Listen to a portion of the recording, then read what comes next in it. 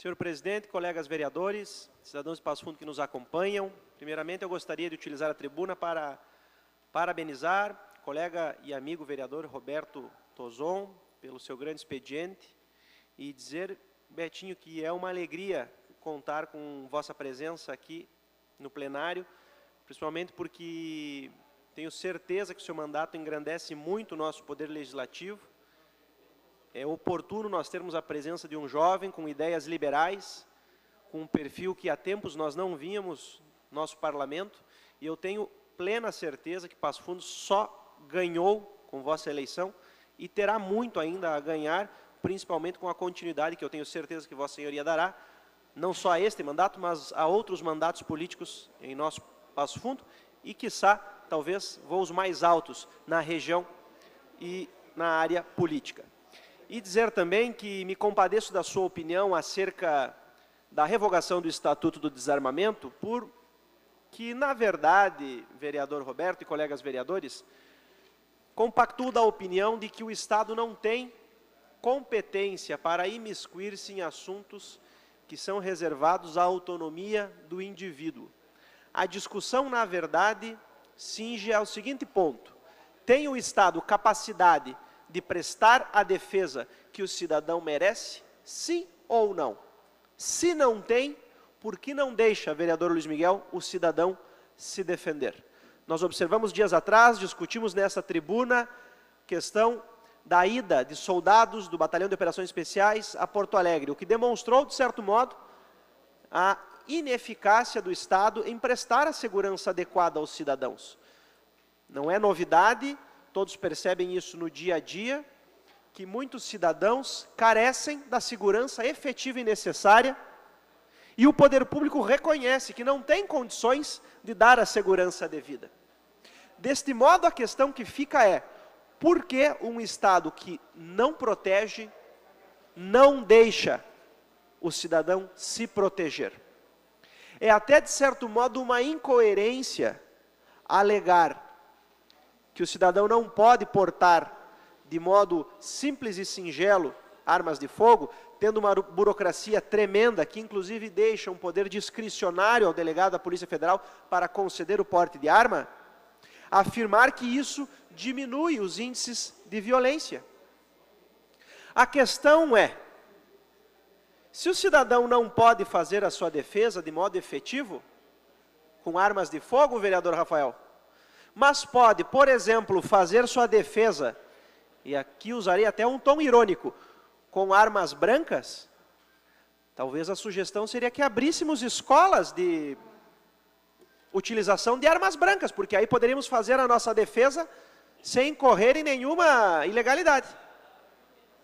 Talvez aí uma sugestão para jovens empresários abrirem escolas aí de manuseio, de defesa pessoal e de armas brancas, porque aí não há incorrência em nenhuma legalidade. E o Estado, vejam, concebe toda a possibilidade que o cidadão faça a sua defesa com arma branca. Mas e por que não concede com arma de fogo? Qual é o critério? Que armas matam pessoas? A arma nada mais é que um instrumento de defesa. Não são armas que matam pessoas, são pessoas que matam pessoas. E o mau uso de qualquer instrumento, inclusive um veículo. Então, afirmar, por exemplo, que o Estado irá interferir na autonomia do indivíduo para se defender, para proteger o cidadão, ao mesmo tempo que não concede a defesa adequada, é um escárnio para a população. Famílias que são diariamente trucidadas pela violência, por bandidos, que não vão obedecer à legislação, não irão se desarmar. E o cidadão, e não tenho vergonha de utilizar o termo cidadão de bem, porque muitos movimentos políticos contrários à possibilidade de armamento dirão: quem é o cidadão de bem? O cidadão de bem é todo aquele que paga seu imposto, que contribui, que não assalta, que não comete homicídios e que quer tão somente viver sua vida em tranquilidade. Ora, afirmar que é um critério relativo da moral, o bem e o mal, está na própria legislação que o homicídio é um crime. E por que não pode o cidadão, então, na eminência de sentir-se ameaçado, manter a integridade de sua vida pelos meios que ele, indivíduo, considera necessários. É o Estado tão paternalista que não consegue compreender que a escolha sobre a defesa da própria vida é do indivíduo? É interessante observar que muitos movimentos políticos que defendem, por exemplo, a liberdade do indivíduo de acabar com sua própria vida, no sentido da eutanásia, são os mesmos movimentos políticos que não concedem a possibilidade de armamento. Então, o indivíduo tem uma liberdade e autonomia de escolha em alguns casos e não em outras. O Estado, eu teria plena aceitação de concordar, vereador Ronaldo, e já lhe concedo a parte, com o desarmamento, se o Estado concedesse a segurança devida a um policial em cada esquina, seria uma maravilha. Isso é impossível. Impossível. E é por isso que é um respeito básico à autonomia do indivíduo possibilitar que ele faça a sua própria defesa. Concedo a parte ao nobre vereador. Parabéns, vereador Matheus Vess, pelo tema que o senhor traz à tribuna, né? É importante a gente debater isso, é um assunto que mexe com toda a sociedade. Dizer que eu também discordo, né, da legislação atual que proíbe o cidadão de bem de se armar. Então, mas dois critérios que foram adotados, porque teve lá o Estatuto de Desarmamento, teve lá aquele plebiscito que foi realizado e amplamente a população se posicionou que não, em contrário, né, ao desarmamento. Então, mais dois critérios, né? Conversava até com o vereador Luiz Miguel, que é da área de segurança pública. Uma alegação é de que o cidadão de bem tendo armas em casa, aí os bandidos vão lá, roubam a casa, arrombam, assaltam e levam armas, é mais armas na mão de bandidos.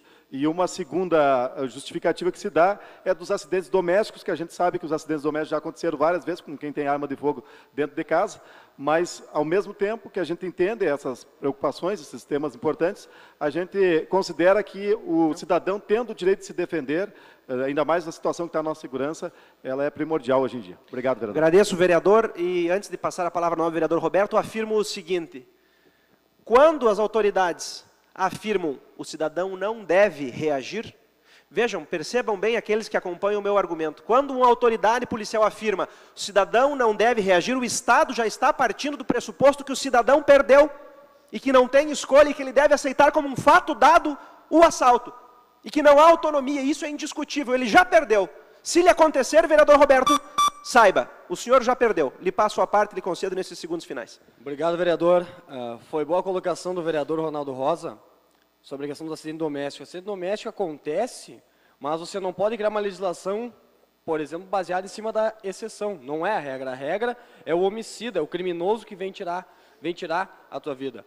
Em relação ao roubo de armas também, é outro mito que já foi derrubado. Hoje no Brasil nós temos aqui, colegas, cidades próximas a nós, cidades vizinhas, com os bancos, as agências bancárias assaltadas com fuzil. Não é arma de calibre liberado à população, sequer a polícia às vezes tem esse armamento. Então existem inúmeros